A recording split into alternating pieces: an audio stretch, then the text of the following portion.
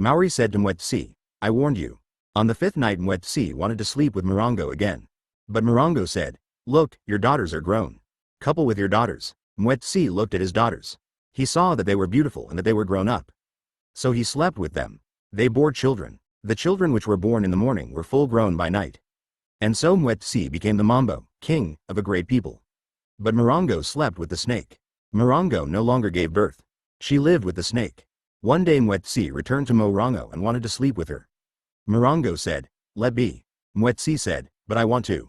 He lay with Morongo. Under Morongo's bed lay the snake. The snake bit Mwetsi. Mwetsi sickened. After the snake had bitten Mwetsi, Mwetsi sickened. The next day it did not rain.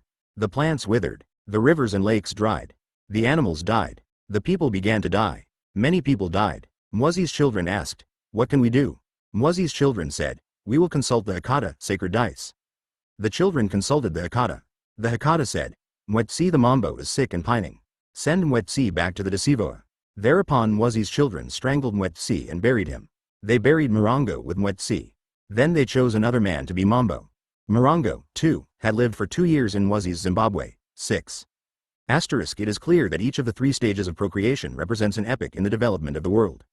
The pattern for the procession was foreknown, almost as something already observed. This is indicated by the warning of the All-Highest. But the Moon Man, the mighty living one, would not be denied the realization of his destiny.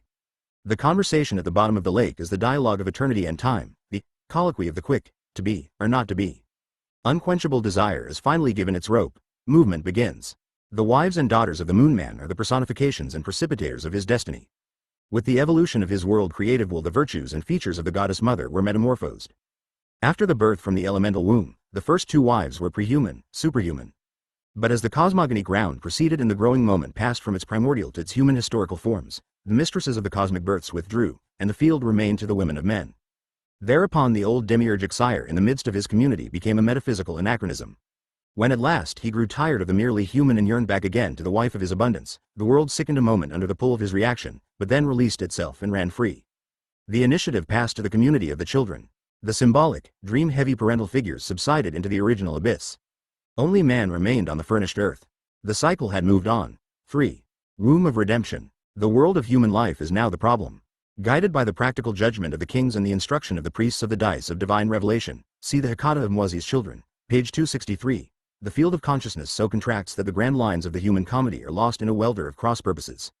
Men's perspectives become flat, comprehending only the light reflecting tangible surfaces of existence. The vista into depth closes over. The significant form of the human agony is lost to view. Society lapses into mistake and disaster. The little ego has usurped the judgment seat of the self. This is in myth a perpetual theme, in the voices of the prophets a familiar cry. The people yearn for some personality who, in a world of twisted bodies and souls, will represent again the lines of the incarnate image. We are familiar with the myth from our own tradition. It occurs everywhere, under a variety of guises. When the Herod figure, the extreme symbol of the misgoverning, tenacious ego, has brought mankind to the nadir of spiritual abasement, the occult forces of the cycle begin of themselves to move. In an inconspicuous village the maid is born who will maintain herself undefiled of the fashionable errors of her generation. A miniature in the midst of men of the cosmic woman who was the bride of the wind. Her womb, remaining fallow as the primordial abyss, summons to itself by its very readiness the original power that fertilized the void. Now on a certain day, while Mary stood near the fountain to fill her pitcher, the angel of the Lord appeared unto her, saying, Blessed art thou, Mary, for in thy womb thou hast prepared a habitation for the Lord.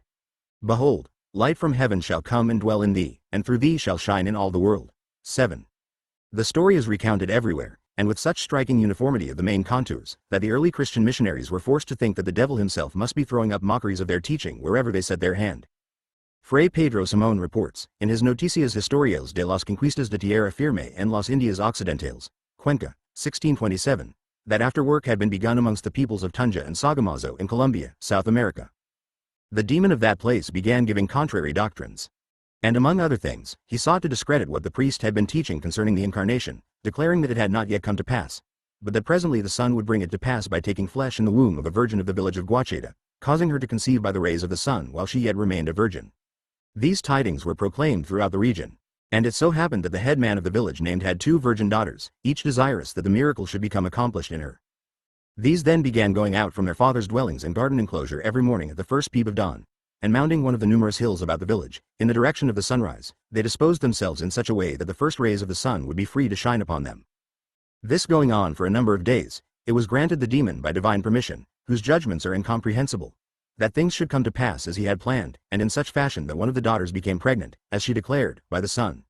9 months and she brought into the world a large and valuable hacueta, which in their language is an emerald.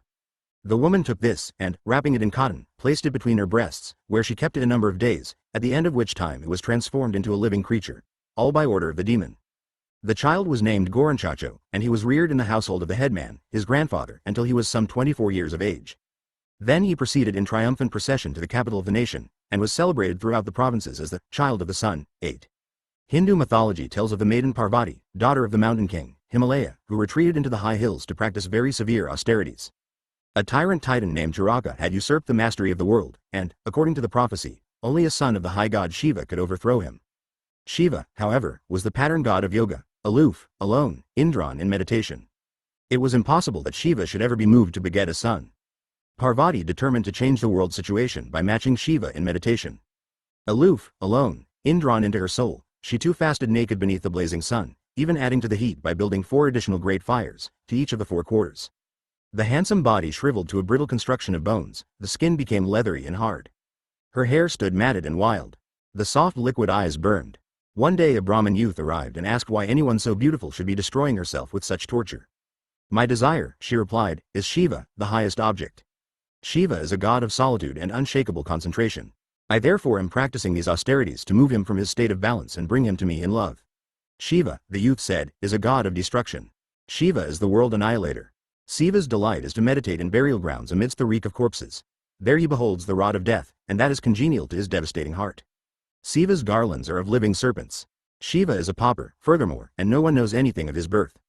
The Virgin said, he is beyond the mind of such as you. A pauper, but the fountainhead of wealth. Terrifying but the source of grace. Snake garlands or jewel garlands he can assume or put off at will. How should he have been born, when he is the creator of the uncreated? Shiva is my love. The youth thereupon put away his disguise, and was Shiva. 9. Figure 68. Coatlicue of the serpent woven skirt, Earth Mother, carved stone, Aztec, Mexico, late 15th century A.D. 4. Folk stories of virgin motherhood.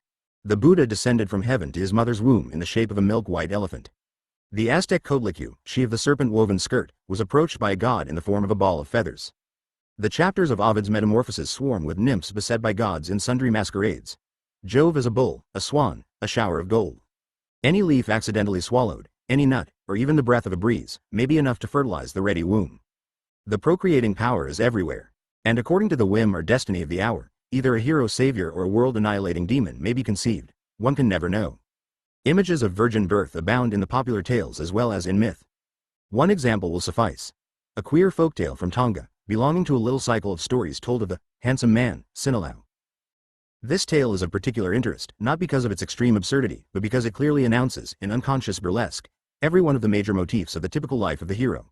Virgin birth, quest for the father, ordeal, atonement with the father, the assumption and coronation of the Virgin Mother, and finally, the heavenly triumph of the true sons while the pretenders are heated hot. There was once a certain man and his wife, and the woman was pregnant. When her time came to be delivered of her child, she called her husband to come and lift her, that she might give birth. But she bore a clam, and her husband threw her down in anger. She, however, bade him take the clam, and leave it in Sinalao's bathing pool. Now Sinalao came to bathe, and flung the coconut husk that he had used to wash himself with on the water. The clam slid along and sucked the coconut husk, and became pregnant. One day the woman, the mother of the clam, saw the clam rolling along toward her. She angrily asked the clam why she had come, but the shellfish replied that it was no time for anger, and asked her to curtain off a place in which she could give birth. So a screen was placed, and the clam gave birth to a fine big baby boy. Then she rolled off back to her pool, and the woman cared for the child, who was named ft2 going underneath sandalwood. Time went on, and lo, the clam was again with child, and once more came rolling along to the house that she might give birth there to her child. The performance was repeated, and again the clam bore a fine boy, who was named Myrtle twined at random in the ft2. He, too, was left with the woman and her husband to be cared for. When the 2 children had grown up to manhood, the woman heard that Sinalao was going to hold a festival, and she determined that her 2 grandsons should be present. So she called the youths and bade them prepare, adding that the man to whose festival they were going was their father. When they came to where the festival was being held, they were gazed at by all the people. There was not a woman but had her eyes fixed on them. As they went along, a group of women called to them to turn aside to them, but the two youths refused, and went on, until they came to where the kava was being drunk. There they served the kava. But Sinalao, angry at their disturbing his festival, ordered 2 bulls to be brought. Then he bade his men seize one of the youths and cut him up. So the bamboo knife was sharpened to cut him, but when its point was placed on his body it just slipped over his skin, and he cried out. The knife is placed and slips. Do thou but sit and gaze at us, whether we are like thee or not. Then Sinalao asked what the youth had said, and they repeated the lines to him. So he ordered the 2 young men to be brought, and asked them who their father was. They replied that he himself was their father. After Sinalao had kissed his newfound sons, he told them to go and bring their mother. So they went to the pool and got the clam, and took her to their grandmother, who broke it open, and there stood a lovely woman, named Hina, at home in the river. Then they set out on their return to Sinalao. Each of the youths wore a fringed mat, of the sort called taufahua, but their mother had on one of the very fine mats called tuua. The 2 sons went ahead, and Hina followed. When they came to Sinalao, they found him sitting with his wives. The youths sat one at each thigh of Sinalao, and Hina sat at his side. Then Sinalao bade the people go and prepare an oven, and heat it hot, and they took the wives and their children, and killed and baked them. But Sinalao was wedded to Hina at home in the river. 10. Footnotes. Asterisk, that is, the 10th summer after the breaking of the eggs of the teal. Asterisk, this horn and oil play a conspicuous role in the folklore of South Rhodesia, the modern-day nation of Zimbabwe, ed. The Ngona horn is a wonder-working instrument, with the power to create fire and lightning, to impregnate the living, and to resurrect the dead. Asterisk, Zimbabwe means roughly, the royal court. The enormous prehistoric ruins near Fort Victoria are called the Great Zimbabwe. Other stone ruins throughout southern Rhodesia are called Little Zimbabwe. Note by Frobenius and Fox, African Genesis. Endnotes. 1. The version quoted here is from the translation by W. F. Kirby, Everyman's Library, numbers 259-60. 2.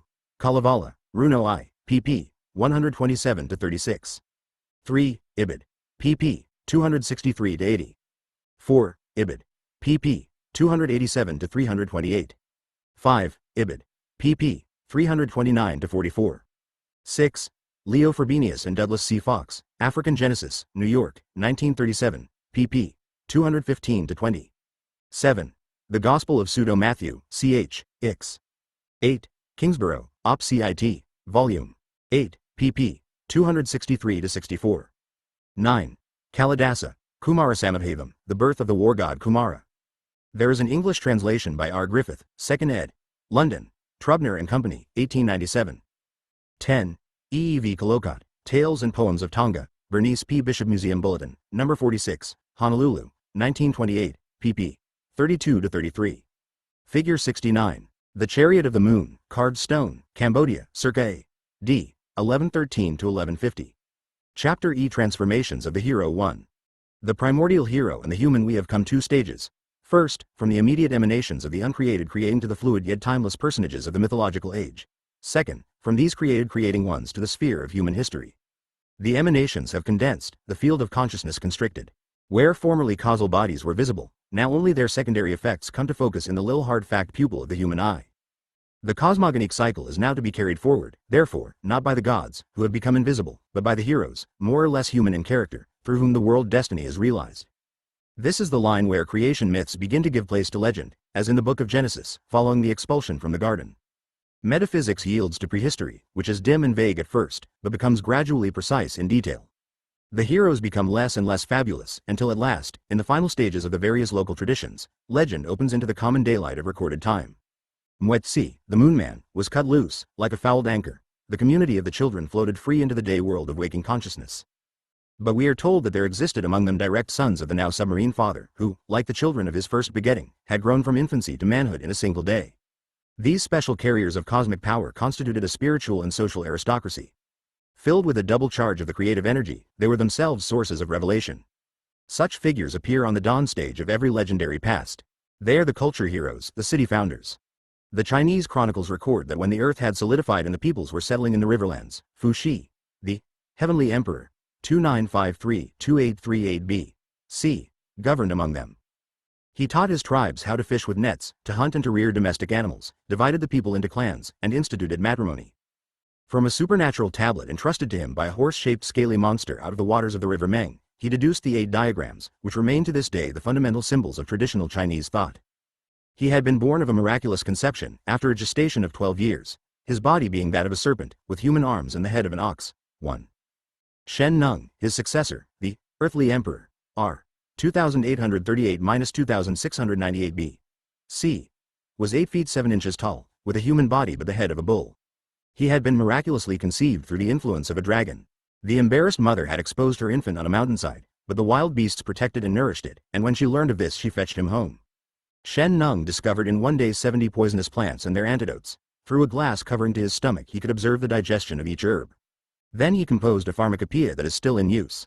He was the inventor of the plow and a system of barter. He is worshipped by the Chinese peasant as the Prince of Cereals. At the age of 168 he was joined to the immortals, too. Such serpent kings and minotaurs tell of a past when the emperor was the carrier of a special world-creating, world-sustaining power, very much greater than that represented in the normal human physique. In those times was accomplished the heavy Titan work, the massive establishment of the foundations of our human civilization.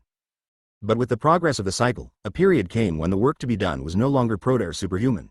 It was the labor specifically of man, control of the passions, exploration of the arts, elaboration of the economic and cultural institutions of the state. Now is required no incarnation of the moon bull, no serpent wisdom of the 8 diagrams of destiny, but a perfect human spirit alert to the needs and hopes of the heart. Accordingly, the cosmogonic cycle yields an emperor in human form who shall stand for all generations to come as the model of man the king. Huang Ti, the Yellow Emperor, r. 2697–2597 B.C., was the third of the august 3. His mother, a concubine of the prince of the province of Chao Tien, conceived him when she one night beheld a golden dazzling light around the constellation of the Great Bear. The child could talk when he was 70 days old and at the age of 11 years succeeded to the throne. His distinguishing endowment was his power to dream. In sleep he could visit the remotest regions and consort with immortals in the supernatural realm. Shortly following his elevation to the throne, Huang Ti fell into a dream that lasted 3 entire months, during which time he learned the lesson of the control of the heart. After a second dream of comparable length, he returned with the power to teach the people. He instructed them in the control of the forces of nature in their own hearts. This wonderful man governed China for 100 years, and during his reign the people enjoyed a veritable golden age. He gathered 6 great ministers around him, with whose help he composed a calendar, inaugurated mathematical calculations, and taught the making of utensils of wood, pottery, and metal, the building of boats and carriages, the use of money, and the construction of musical instruments of bamboo. He appointed public places for the worship of God. He instituted the bounds and laws of private property. His queen discovered the art of weaving silk. He planted 100 varieties of grain, vegetables, and trees, favored the development of birds, quadrupeds, reptiles, and insects, taught the uses of water, fire, wood, and earth, and regulated the movements of the tides. Before his death at the age of 111, the phoenix and the unicorn appeared in the gardens of the empire, in attestation to the perfection of his reign. 3. Figure 70. Pharaoh's daughter finding Moses. Detail. Oil on canvas, England, A.D. 1886, 2. Childhood of the human hero. The earlier culture hero of the snake body and bullhead carried within him from birth the spontaneous creative power of the natural world. That was the meaning of his form. The man hero, on the other hand, must descend to re-establish connection with the infrahuman. This is the sense, as we have seen, of the adventure of the hero. But the makers of legend have seldom rested content to regard the world's great heroes as mere human beings who broke past the horizons that limited their fellows and returned with such boons as any man with equal faith and courage might have found. On the contrary, the tendency has always been to endow the hero with extraordinary powers from the moment of birth, or even the moment of conception. The whole hero life is shown to have been a pageant of marvels with the great central adventure as its culmination. This accords with the view that herohood is predestined, rather than simply achieved, and opens the problem of the relationship of biography to character.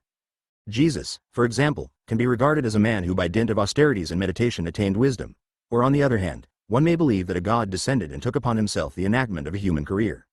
The first view would lead one to imitate the master literally, in order to break through, in the same way as he, to the transcendent, redemptive experience.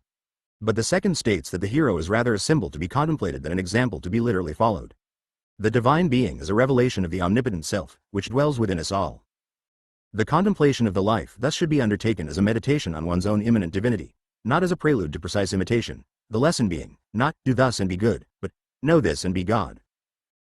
This formula is, of course, not precisely that of the common Christian teaching, where, though Jesus is reported to have declared that the kingdom of God is within, the churches maintain that, since man is created only in the image of God, the distinction between the soul and its creator is absolute, thus retaining, as the final reach of their wisdom, the dualistic distinction between man's eternal soul and the divinity.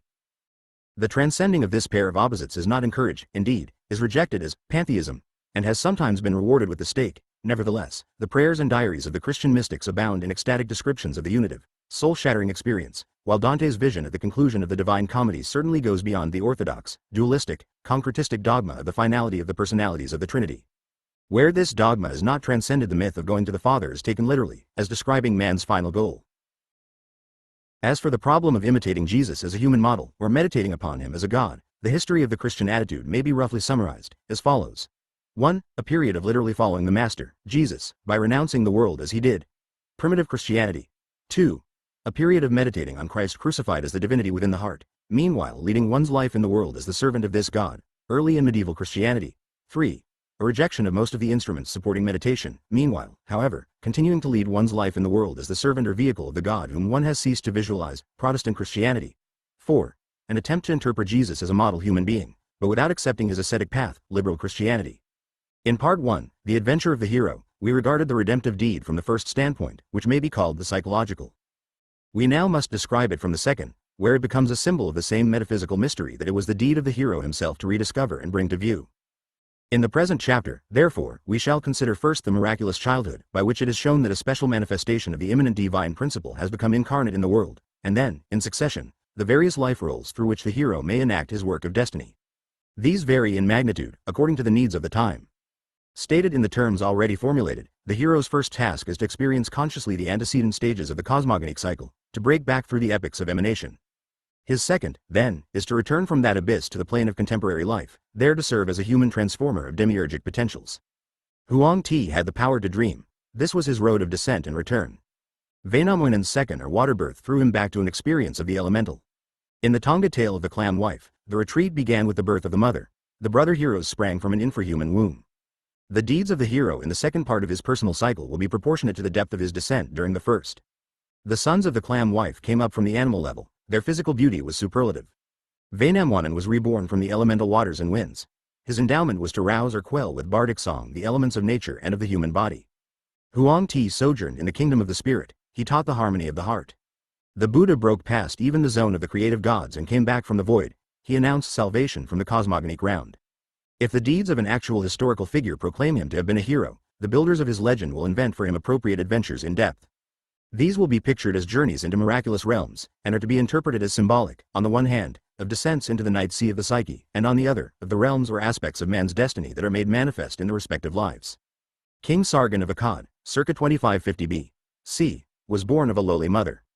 His father was unknown. Set adrift in a basket of bulrushes on the waters of the Euphrates, he was discovered by Aki the husbandman, whom he was brought up to serve as gardener. The goddess Ishtar favored the youth. Thus he became, at last, king and emperor, renowned as the living god. Chandragupta, 4th century B.C., the founder of the Hindu Maurya dynasty, was abandoned in an earthen jar at the threshold of a cowshed. A herdsman discovered and fostered the infant. One day when he was playing with his companions a game of high king in the judgment seat, little Chandragupta commanded that the worst of the offenders should have their hands and feet cut off. Then, at his word, the amputated members immediately returned to place.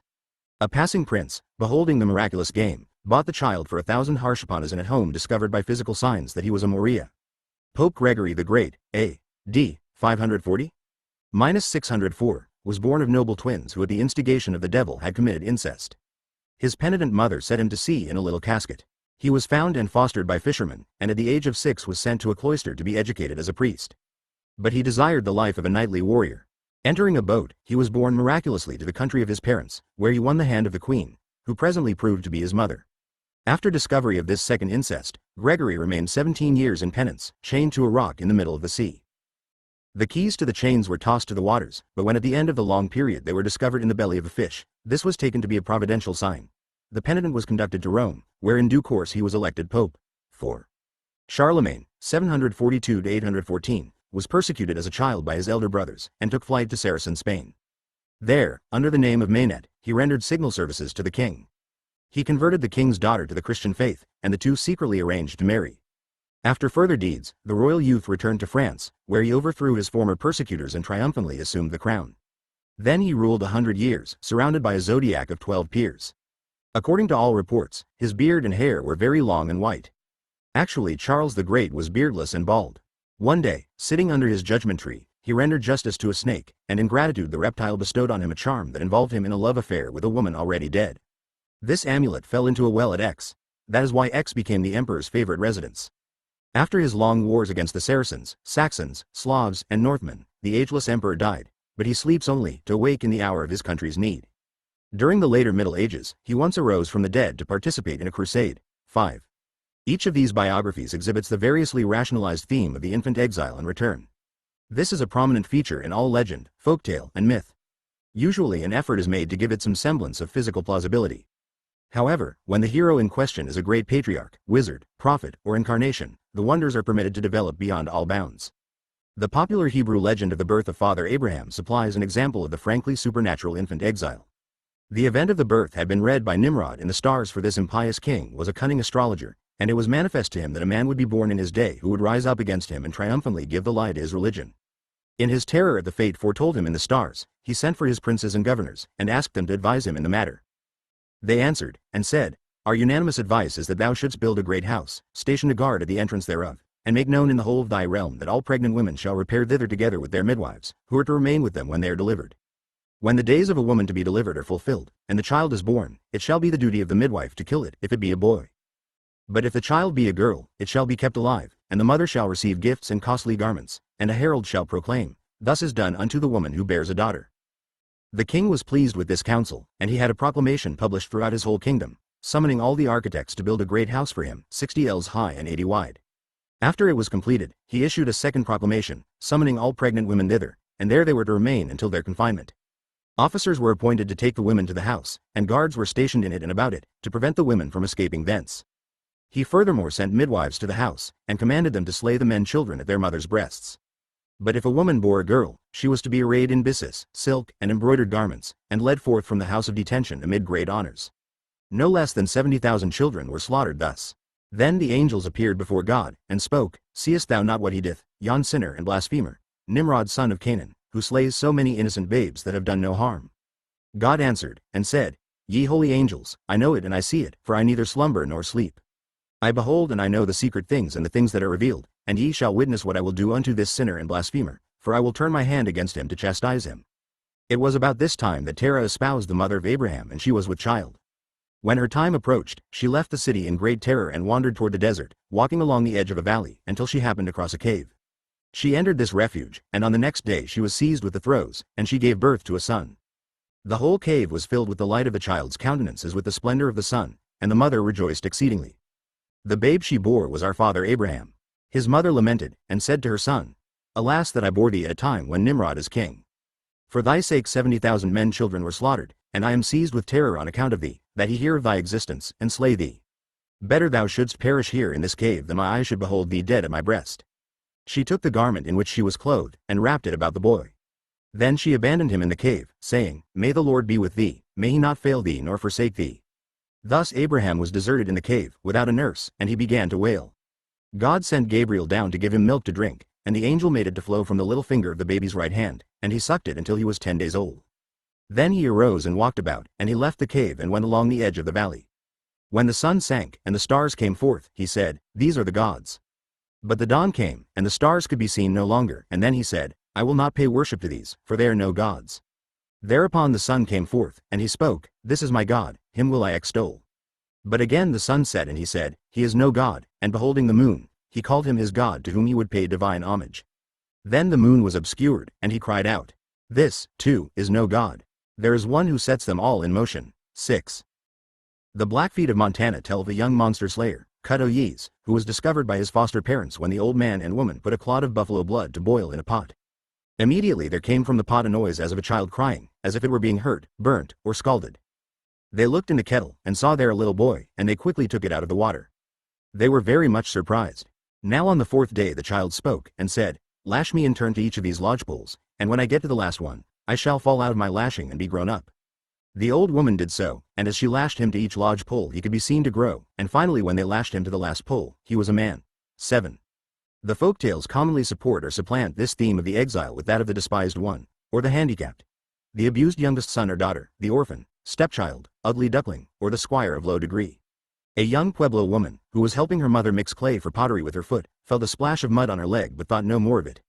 After some days the girl felt something was moving in her belly, but she did not think anything about going to have a baby. She did not tell her mother. But it was growing and growing.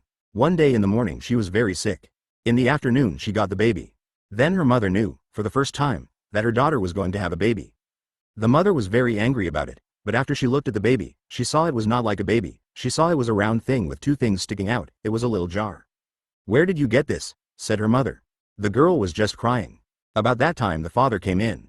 "Never mind, I am very glad she had a baby," he said. "But it is not a baby," said her mother. Then the father went to look at it and saw it was a little water jar. After that he was very fond of that little jar. "It is moving," he said. Pretty soon that little water jar was growing. In 20 days it was big. It was able to go around with the children, and it could talk. "Grandfather, take me outdoors, so I can look around," he said. So every morning the grandfather would take him out and he would look at the children, and they were very fond of him and they found out he was a boy, water jar boy. They found out from his talking. 8. In sum, the child of destiny has to face a long period of obscurity. This is a time of extreme danger, impediment, or disgrace.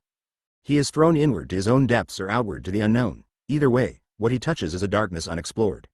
And this is a zone of unsuspected presences, benign as well as malignant. An angel appears, a helpful animal, a fisherman, a hunter, crone, or peasant. Fostered in the animal school, or, like Siegfried, below ground among the gnomes that nourish the roots of the tree of life, or again, alone in some little room. The story has been told 1,000 ways. The young world apprentice learns the lesson of the seed powers, which reside just beyond the sphere of the measured and the named. The myths agree that an extraordinary capacity is required to face and survive such experience. The infancies abound in anecdotes of precocious strength, cleverness, and wisdom. Heracles strangled a serpent sent against his cradle by the goddess Hera. Maui of Polynesia snared and slowed the sun, to give his mother time to cook her meals.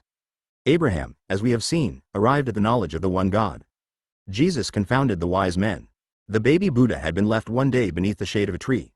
His nurses suddenly noted that the shadow had not moved all afternoon and that the child was sitting fixed in a yogic trance. The feats of the beloved Hindu savior, Krishna, during his infant exile among the cowherds of Gokula and Vrindavan, constitute a lively cycle. A certain goblin named Putana came in the shape of a beautiful woman, but with poison in her breasts.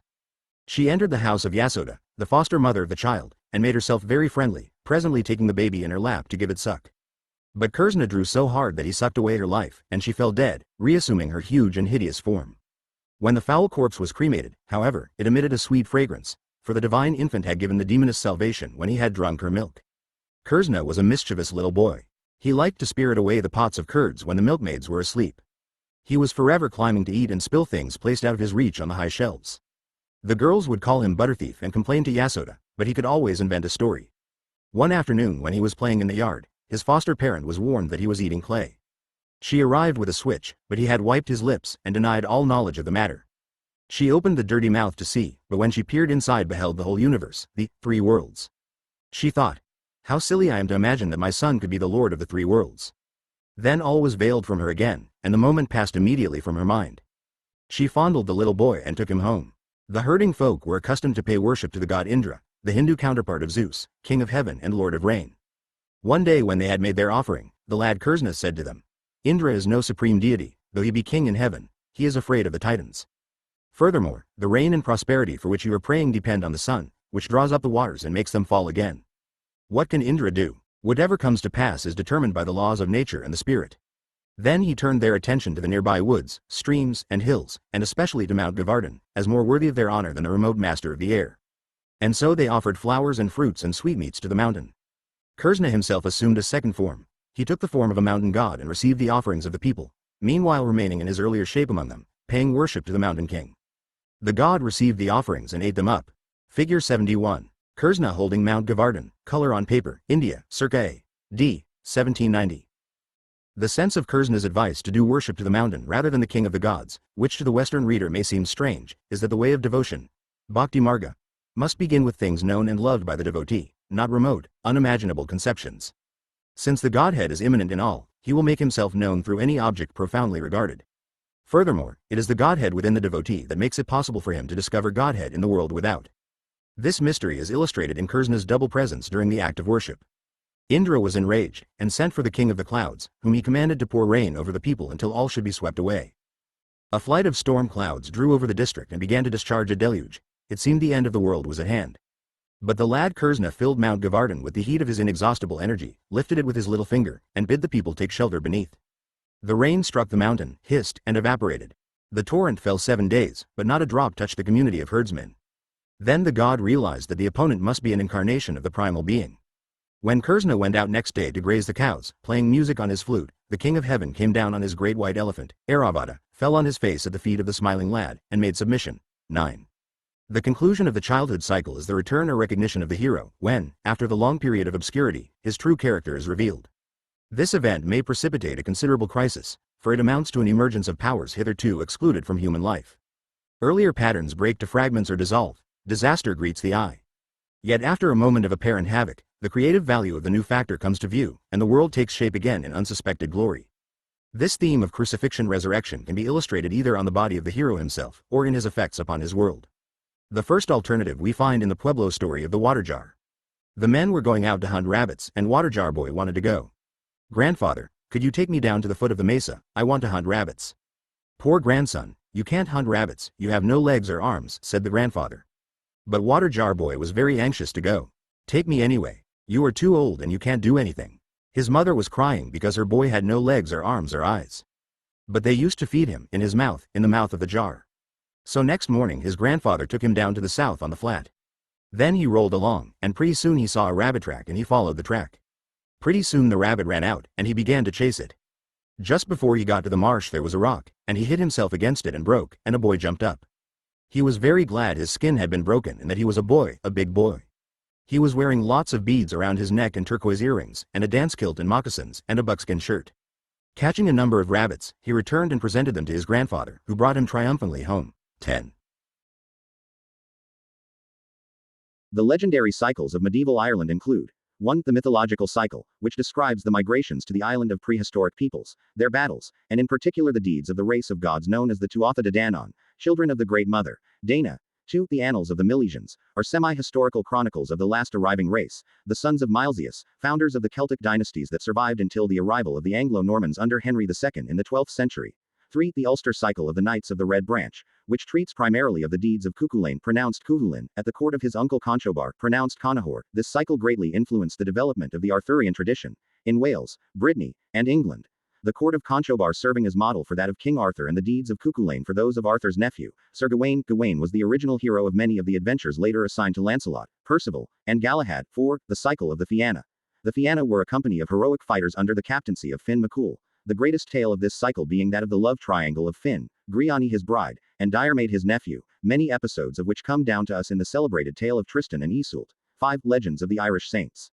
The little people of the popular fairy lore of Christian Ireland are reductions of the earlier pagan divinities, the Tuatha De Danann.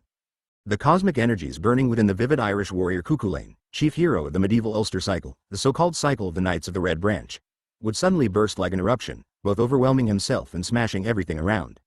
When he was 4 years old, so the story goes, he set out to test the boycor of his uncle, King Conchobar, at their own sports.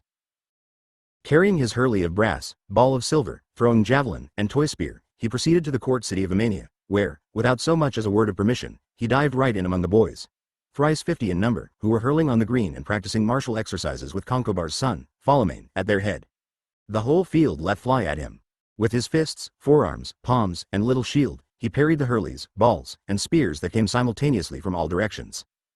Then for the first time in his life he was seized with his battle frenzy, a bizarre, characteristic transformation later to be known as his paroxysm, or distortion, and before anyone could grasp what was coming to pass, he had laid low 50 of the best.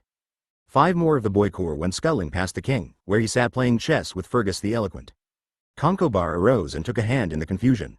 But Cuchulainn would not lighten his hand until all the youngsters had been placed under his protection and guarantee. 11.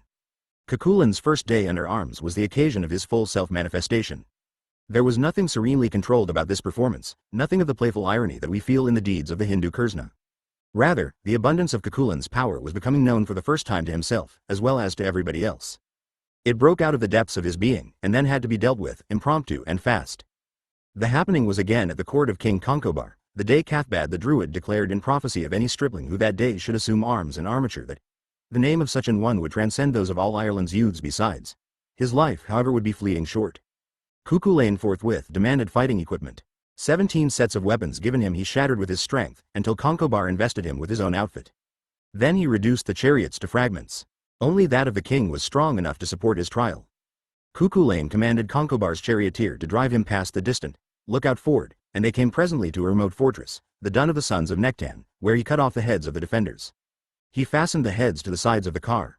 On the road back he jumped to the ground and, by sheer running and mere speed, captured 2 stags of the grandest bulk.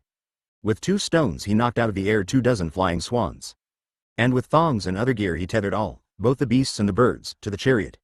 Lavarchan the prophetess beheld the pageant with alarm as it approached the city and castle of Amania. The chariot is graced with bleeding heads of his enemies, she declared, beautiful white birds he has which in the chariot bear him company, and wild unbroken stags bound and tethered to the same. I know the chariot fighter, the king said, even the little boy, my sister's son, who this very day went to the marches. Surely he will have reddened his hand, and should his fury not be timely met, all Amania's young men will perish by him. Very quickly, a method had to be contrived to abate his heat, and one was found. 150 women of the castle, and Scanlatch their leader at the head of them, reduced themselves critically to nature's garb, and without subterfuge of any kind trooped out to meet him. The little warrior, embarrassed or perhaps overwhelmed by such a display of womanhood, averted his eyes, at which moment he was seized by the men and soused into a vat of cold water. The staves and hoops of the vessel flew asunder. A second vat boiled. The third became only very hot. Thus Cuckoo Lane was subdued, and the city saved. 12. A beautiful boy indeed was that. 7 toes to each foot Cuckoo Lane had, and to either hand as many fingers. His eyes were bright with 7 pupils apiece, each one of which glittered with 7 gem-like sparkles. On either cheek he had 4 moles, a blue, a crimson, a green, and a yellow. Between one ear and the other he had 50 clear yellow long tresses that were as the yellow wax of bees, or like unto a brooch of the white gold as it glints to the sun unobscured. He wore a green mantle silver clasped upon his breast and a gold thread shirt. 13. But when he was taken by his paroxysm or distortion, he became a fearsome and multiform and wondrous and hitherto unknown being. All over him, from his crown to the ground, his flesh and every limb and joint and point and articulation of him quivered. His feet, shins, and knees shifted themselves and were behind him. The frontal sinews of his head were dragged to the back of his neck, where they showed in lumps bigger than the head of a man-child aged 1 month. One eye became engulfed in his head so far that 'tis a question whether a wild heron could have got at it where it lay against his occiput, to drag it out upon the surface of his cheek. The other eye on the contrary protruded suddenly, and of itself so rested upon the cheek. His mouth was twisted awry till it met his ears, flakes of fire streamed from it. The sounding blows of the heart that pounded within him were as the howl of a bandog doing his office, or of a lion in the act of charging bears. Among the aerial clouds over his head were visible the virulent pouring showers and sparks of ruddy fire which the seething of his savage wrath caused to mount up above him. His hair became tangled about his head, over the which though a prime apple tree had been shaken, yet may we surmise that never an apple of them would have reached the ground, but rather that all would have been held impaled each on an individual hair as it bristled on him for fury. His hero's paroxysm projected itself out of his forehead, and showed longer as well as thicker than the whetstone of a first-rate man-at-arms. And finally, taller, thicker, more rigid, longer than the mast of a great ship was the perpendicular jet of dusky blood which out of his scalp's very central point shot upwards and then was scattered to the 4 cardinal points, whereby was formed a magic mist of gloom resembling the smoky pall that drapes a regal dwelling, what time a king at nightfall of a winter's day draws near to it. 14. 3. The hero is warrior. The place of the hero's birth, or the remote land of exile from which he returns to perform his adult deeds among men, is the midpoint or navel of the world. Just as ripples go out from an underwater spring, so the forms of the universe expand in circles from the source. Above the broad, unmoving depths, beneath the 9 spheres and the 7 floors of heaven, at the central point, the world navel, the quietest place on earth, where eternal summer rules and the cuckoo everlasting calls, there the white youth came to consciousness. So begins a hero myth of the Yakuts of Siberia. The white youth went forth to learn where he was and what his dwelling place was like. Eastward of him lay stretching a broad, fallow field, in the middle of which arose a mighty hill, and on the summit of the hill a gigantic tree. The resin of that tree was transparent and sweet-scented, the bark never dried or cracked, the sap shone silver, the luxuriant leaves never wilted, and the catkins resembled a cluster of reversed cups.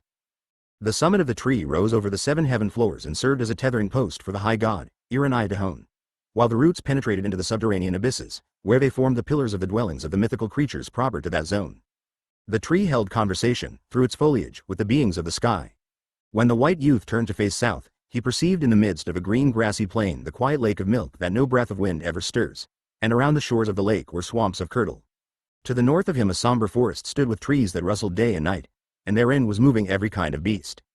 Tall mountains were lifting beyond it, and appeared to be wearing caps of white rabbit fur. They leaned against the sky and protected this middle place from the northern wind. A thicket of scrub stretched out to the west, and beyond it stood a forest of tall firs. Behind the forest gleamed a number of blunt-headed solitary peaks. This was the manner, then, of the world in which the white youth beheld the light of day. Presently tired, however, of being alone, he went over to the gigantic tree of life. "Honored high mistress, mother of my tree and my dwelling place," he prayed. Everything that lives exists in pairs and propagates descendants, but I am alone. I want now to travel and to seek a wife of my own kind. I wish to measure my strength against my kind. I want to become acquainted with men, to live according to the manner of men. Do not deny me thy blessing, I do humbly pray. I bow my head and bend my knee. Figure 72. Paleolithic petroglyph, carved rock, Paleolithic, Algiers, date uncertain. Then the leaves of the tree began murmuring, and a fine, milk-white rain descended from them upon the white youth. A warm breath of wind could be felt. The tree began to groan, and out of its roots a female figure emerged to the waist. A woman of middle age, with earnest regard, hair flowing free, and bosom bare. The goddess offered her milk to the youth from a sumptuous breast, and after partaking of it he felt his strength increase 100-fold. At the same time the goddess promised the youth every happiness and blessed him in such a way that neither water, nor fire, iron, nor anything else should ever do him harm. 15. From the umbilical spot the hero departs to realize his destiny. His adult deeds pour creative power into the world. Sang the aged Vainamoinen. Lakes swelled up, and earth was shaken. And the coppery mountains trembled. And the mighty rocks resounded. And the mountains clove asunder. On the shore the stones were shattered. 16. The stanza of the hero bard resounds with the magic of the word of power. Similarly, the sword edge of the hero warrior flashes with the energy of the creative source. Before it fall the shells of the outworn. I am here keeping the distinction between the earlier semi-animal Titan hero, city founder, culture giver, and the later, fully human type. The deeds of the latter frequently include the slaying of the former, the pythons and minotaurs who were the boon givers of the past. A god outgrown becomes immediately a life-destroying demon. The form has to be broken and the energies released. Not infrequently deeds that belong to the earlier stages of the cycle are assigned to the human hero, or one of the earlier heroes may be humanized and carried on into a later day. But such contaminations and variations do not alter the general formula. For the mythological hero is the champion not of things become but of things becoming. The dragon to be slain by him is precisely the monster of the status quo. Holdfast, the keeper of the past. From obscurity the hero emerges, but the enemy is great and conspicuous in the seat of power. He is enemy, dragon, tyrant, because he turns to his own advantage the authority of his position. He is holdfast not because he keeps the past but because he keeps. The tyrant is proud, and therein resides his doom. He is proud because he thinks of his strength as his own, thus he is in the clown role, as a mistaker of shadow for substance. It is his destiny to be tricked. The mythological hero, reappearing from the darkness that is the source of the shapes of the day, brings a knowledge of the secret of the tyrant's doom. With a gesture as simple as the pressing of a button, he annihilates the impressive configuration. The hero deed is a continuous shattering of the crystallizations of the moment. The cycle rolls. Mythology focuses on the growing point. Transformation, fluidity, not stubborn ponderosity, is the characteristic of the living god. The great figure of the moment exists only to be broken, cut into chunks, and scattered abroad. Briefly, the ogre tyrant is the champion of the prodigious fact, the hero the champion of creative life. Figure 73. The pharaoh Narmer slays a defeated foe, card schist, Old Kingdom, Egypt, circa 3100 B.C. The world period of the hero in human form begins only when villages and cities have expanded over the land. Many monsters remaining from primeval times still lurk in the outlying regions, and through malice or desperation these set themselves against the human community. They have to be cleared away. Furthermore, tyrants of human breed, usurping to themselves the goods of their neighbors, arise, and are the cause of widespread misery. These have to be suppressed. The elementary deeds of the hero are those of the clearing of the field. Kut O Yees, or Bloodclot Boy, when he had been taken from the pot and had grown to manhood in a day, slew the murderous son-in-law of his foster parents, then proceeded against the ogres of the countryside. He exterminated a tribe of cruel bears, with the exception of one female who was about to become a mother. She pleaded so pitifully for her life, that he spared her. If he had not done this, there would have been no bears in the world. Then he slaughtered a tribe of snakes, but again with the exception of one, who was about to become a mother. Next he deliberately walked along a road which he had been told was dangerous. As he was going along, a great windstorm struck him and at last carried him into the mouth of a great fish. This was a sucker fish and the wind was its sucking. When he got into the stomach of the fish, he saw a great many people. Many of them were dead, but some were still alive. He said to the people, "Ah, there must be a heart somewhere here. We will have a dance." So he painted his face white, his eyes and mouth with black circles, and tied a white rock knife on his head, so that the point stuck up. Some rattles made of hoofs were also brought. Then the people started in to dance. For a while Bloodclot sat making wing motions with his hands and singing songs. Then he stood up and danced, jumping up and down until the knife on his head struck the heart. Then he cut the heart down. Next he cut through between the ribs of the fish, and let all the people out. Again Bloodclot said he must go on his travels. Before starting, the people warned him, saying that after a while he would see a woman who was always challenging people to wrestle with her, but that he must not speak to her. He gave no heed to what they said, and, after he had gone a little way, he saw a woman who called him to come over. "No," said Bloodclot. I am in a hurry. However, at the fourth time the woman asked him to come over, he said, yes, but you must wait a little while, for I am tired. I wish to rest. When I have rested, I will come over and wrestle with you. Now, while he was resting, he saw many large knives sticking up from the ground almost hidden by straw. Then he knew that the woman killed the people she wrestled with by throwing them down on the knives. When he was rested, he went on. The woman asked him to stand up in the place where he had seen the knives, but he said, no, I am not quite ready.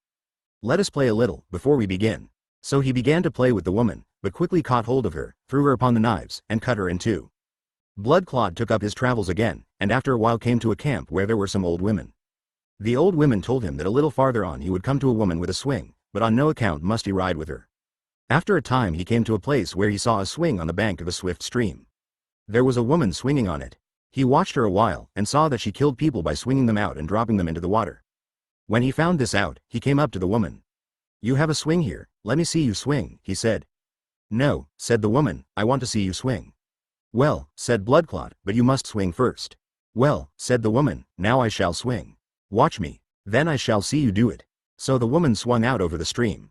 As she did this, he saw how it worked. Then he said to the woman, you swing again while I am getting ready. But as the woman swung out this time, he cut the vine and let her drop into the water. This happened on Cutbank Creek, 17. We are familiar with such deeds from our Jack the Giant Killer nursery tales and the classical accounts of the labors of such heroes as Heracles and Theseus. They abound also in the legends of the Christian saints, as in the following charming French tale of Saint Martha. There was at that time on the banks of the Rhône, in a forest situated between Avignon and Arles, a dragon, half animal, half fish, larger than an ox, longer than a horse, with teeth as sharp as horns, and great wings at either side of its body. And this monster slew all the travelers and sank all the boats. It had arrived by sea from Galatia. Its parents were the Leviathan, a monster in the form of a serpent that dwelt in the sea, and the onager, a terrible beast bred in Galatia, which burns with fire everything it touches. Now Saint Martha, at the earnest request of the people, went against the dragon. Having found it in the forest, in the act of devouring a man, she sprinkled holy water on it and exhibited a crucifix. Immediately, the monster, vanquished, came like a lamb to the side of the saint, who passed her belt around its neck and conducted it to the neighboring village. There the populace slew it with stones and staffs. And since the dragon had been known to the people under the name of Tarasque, the town took the name of Tarascon, in remembrance. Up to then it had been called Nerluck, which is to say, Black Lake, on account of the somber forests which there bordered the stream. 18. The warrior kings of antiquity regarded their work in the spirit of the monster slayer. This formula, indeed, of the shining hero going against the dragon has been the great device of self-justification for all crusades. Numberless memorial tablets have been composed with the grandiose complacency of the following cuneiform of Sargon of Akkad, destroyer of the ancient cities of the Sumerians, from whom his own people had derived their civilization. Sargon, king of Akkad, vice-regent of the goddess Ishtar, king of Kish, Pashishu * of the god Anu, king of the land, great Ashaku * of the god Enlil. The city of Uruk he smote and its wall he destroyed. With the people of Uruk, he battled and he captured him and in fetters led him through the gate of Enlil. Sargon, king of Akkad, battled with the man of Ur and vanquished him, his city he smote and its wall he destroyed. Ninmar he smote and its wall he destroyed, and its entire territory, from Lagash to the sea, he smote. His weapons he washed in the sea. 4. The hero is lover. The hegemony wrested from the enemy, the freedom won from the malice of the monster, the life energy released from the toils of the tyrant Holdfast, is symbolized as a woman. She is the maiden of the innumerable dragon slayings, the bride abducted from the jealous father, the virgin rescued from the unholy lover. She is the other portion of the hero himself, for each is both. If his stature is that of world monarch she is the world, and if he is a warrior she is fame. She is the image of his destiny which he is to release from the prison of enveloping circumstance. But where he is ignorant of his destiny, or deluded by false considerations, no effort on his part will overcome the obstacles. The magnificent youth Cuculain, at the court of his uncle, Concobar the king, aroused the anxiety of the barons for the virtue of their wives. They suggested that he should be found a wife of his own. Messengers of the king went out to every province of Ireland, but could find no one he would woo. Then Cuculain himself went to a maiden that he knew in Lublac de Loga, the gardens of Lu. And he found her on her playing field, with her foster sisters around her, teaching them needlework and fine handiwork. Emer lifted up her lovely face and recognized Cuculain, and she said, "May you be safe from every harm." When the girl's father, Forgal the Wily, was told that the couple had talked together, he contrived to send Cuculain off to learn battle skills from Donald the Soldierly in Alba, supposing the youth would never return.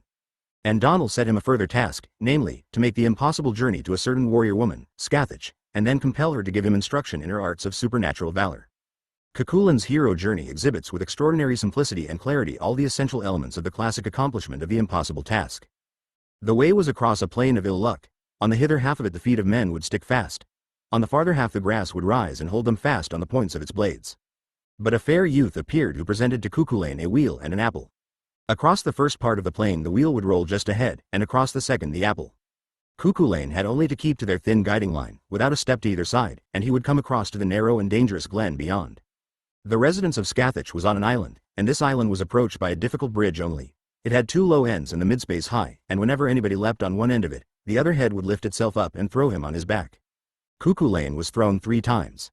Then his distortion came upon him, and, gathering himself, he jumped on the head of the bridge, and made the hero's salmon leap, so that he landed on the middle of it, and the other head of the bridge had not fully raised itself up when he reached it, and threw himself from it, and was on the ground of the island.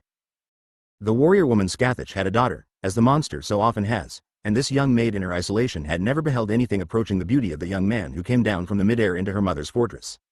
When she had heard from the youth what his project was, she described to him the best manner of approach to persuade her mother to teach him the secrets of supernatural valor.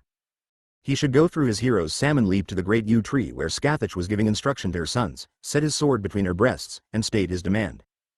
Cuchulain, following instructions, won from the warrior sorceress acquaintance with her feats, marriage to her daughter without payment of a bride price, knowledge of his future, and sexual intercourse with herself.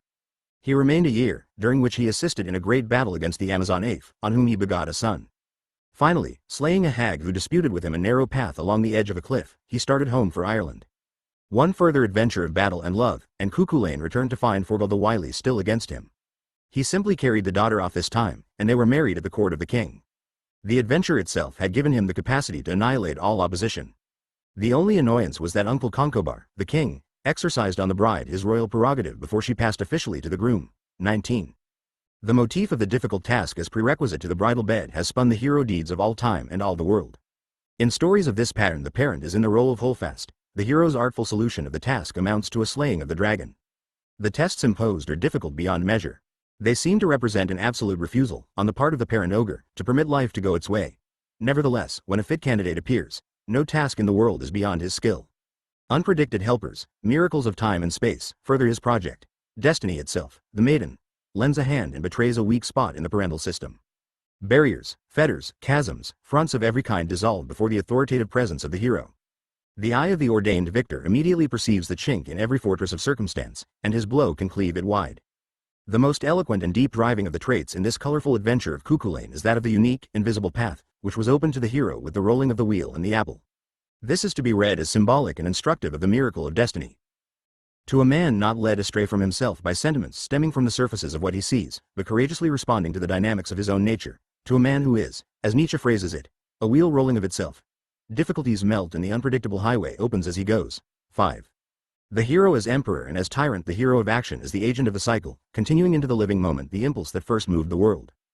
Because our eyes are closed to the paradox of the double focus, we regard the deed as accomplished amid danger and great pain by a vigorous arm, whereas from the other perspective it is, like the archetypal dragon slaying of Tiamat by Marduk, only a bringing to pass of the inevitable. The supreme hero, however, is not the one who merely continues the dynamics of the cosmogonic round, but he who reopens the eye, so that through all the comings and goings, delights and agonies of the world panorama, the one presence will be seen again. This requires a deeper wisdom than the other, and results in a pattern not of action but of significant representation. The symbol of the first is the virtuous sword, of the second, the scepter of dominion, or the book of the law. The characteristic adventure of the first is the winning of the bride is life. The adventure of the second is the going to the father is the invisible unknown. Adventures of the second type fit directly into the patterns of religious iconography. Even in a simple folktale a depth is suddenly sounded when the son of the Virgin one day asks of his mother, "Who is my father?" The question touches the problem of man and the invisible. The familiar myth motifs of the atonement inevitably follow. The Pueblo hero, Waterjar Boy, asked the question of his mother. "Who is my father?" he said. "I don't know," she said. He asked her again, "Who is my father?" but she just kept on crying and did not answer.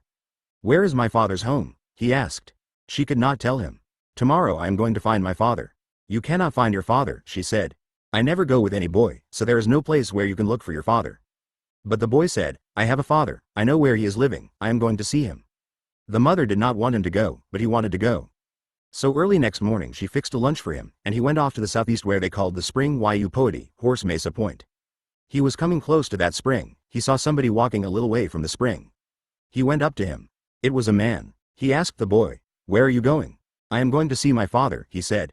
"Who is your father?" said the man. "Well, my father is living in this spring."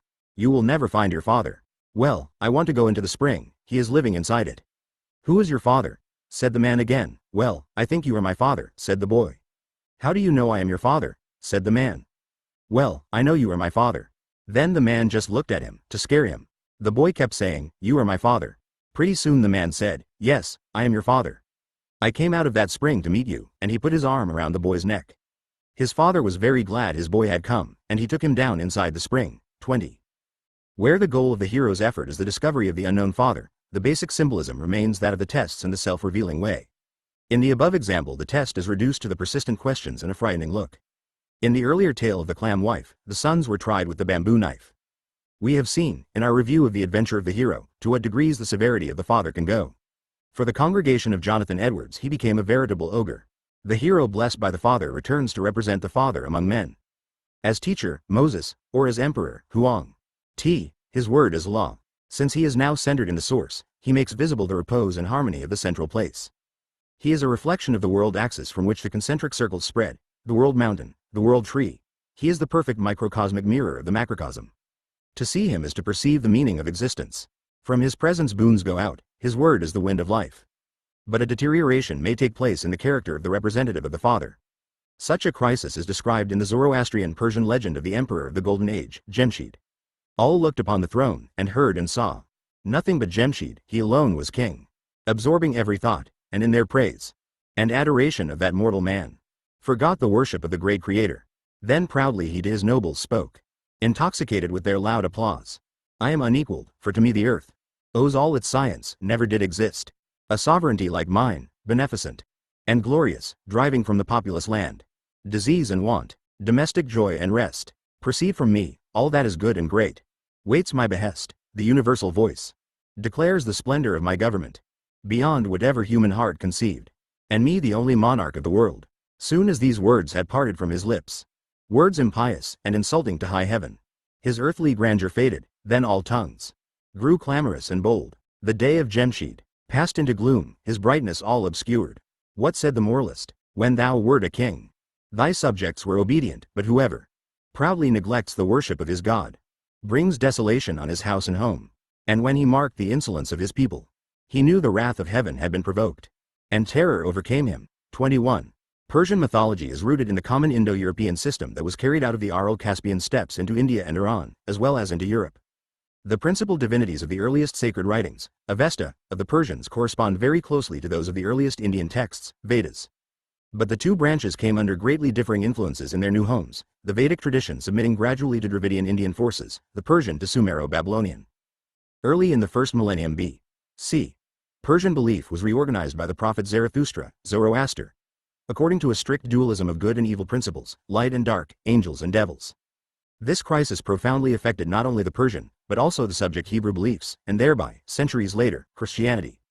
It represents a radical departure from the more usual mythological interpretation of good and evil as effects proceeding from a unique source of being that transcends and reconciles all polarity. Persia was overrun by the zealots of Muhammad, a.d. 642. Those not converted were put to the sword. A poor remnant took refuge in India, where they survive to this day as the Parsis, Persians, of Bombay. After a period of some 3 centuries, however, a Mohammedan-Persian literary restoration took place. The great names are Ferdowsi, 940-1020, Omar Khayyam, -1123, Nizami, 1140-1203, Jalal ad-Din Rumi, 1207-1273, Sadi, 1184-1291, Hafiz, -1389, and Jami, 1414-1492. Ferdowsi's Shahnameh, Epic of Kings, is a rehearsal in simple and stately narrative verse of the story of ancient Persia down to the Mohammedan conquest. No longer referring the boons of his reign to their transcendent source, the emperor breaks the stereoptic vision which it is his role to sustain. He is no longer the mediator between the two worlds. Man's perspective flattens to include only the human term of the equation, and the experience of a supernal power immediately fails. The upholding idea of the community is lost. Force is all that binds it. The emperor becomes the tyrant ogre, Herod Nimrod, the usurper from whom the world is now to be saved. Figure 74.